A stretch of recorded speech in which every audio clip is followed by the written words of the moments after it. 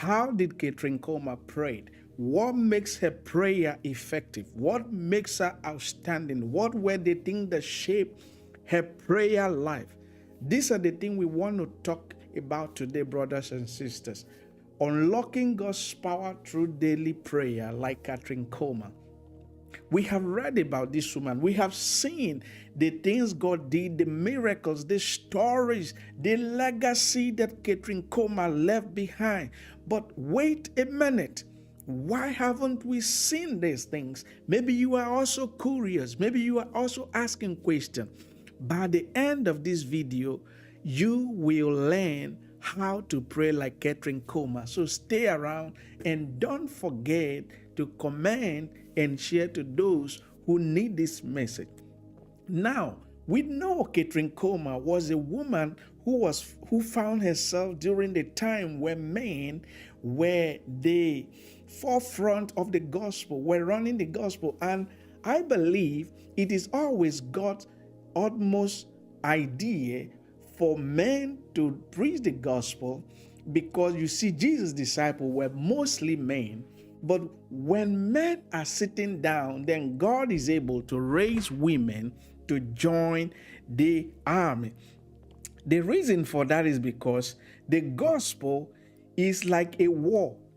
You know, in a war, it is women who stay at home, men goes to war. So that's the reason why in the preaching of the gospel, God will always give priority to men to preach the gospel, but women can also do it. So Kathryn Kuhlman, when she realized that God had called her to preach the gospel, she began to seek the Lord. And I want to show you the way she prayed today. Kathryn Kuhlman prayed like never before. She will pray like Jesus prayed in Luke chapter 22, verse 43. Jesus, there he was praying from 42. He says, saying, Father, if thou be willing, let this cup pass me by. But nevertheless, not my will, but yours be done. This was the prayer Kathryn Kuhlman always prayed, the prayer of surrender, the prayer of giving up everything within you to God. And she will say, Lord, I give you my all. I surrender to you. Not my will, but yours be done. This was the way she prayed. She will weep on the floor. She will spend hours praying, seeking for the will of God.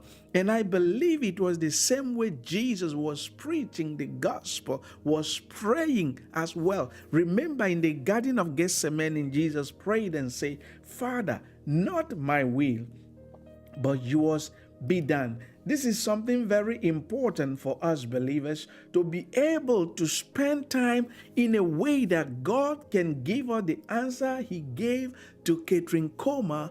We must come to that place where we say, God, not my will, but yours be done.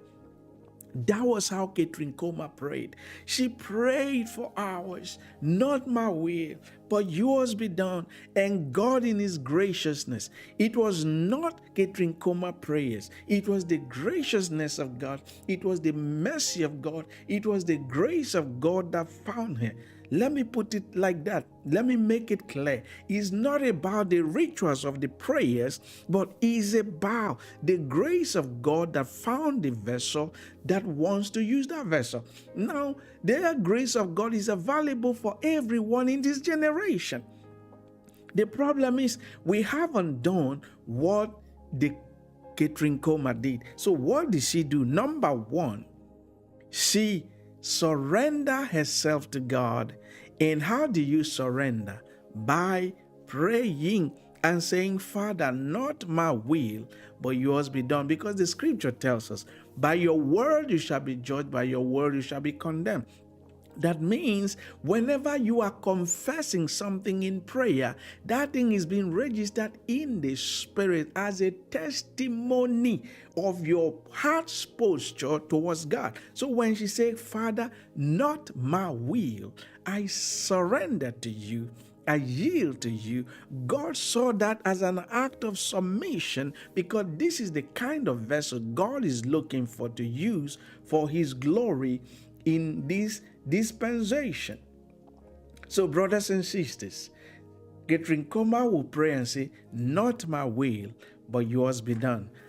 How have you been praying? If you have not been seeing result, now it's time to change your prayer by praying and saying, Father, not my will, but yours be done. Can you write in the comment section that, Father, not my will, but yours be done? Don't forget to like and subscribe so others can also participate in this message. God bless you.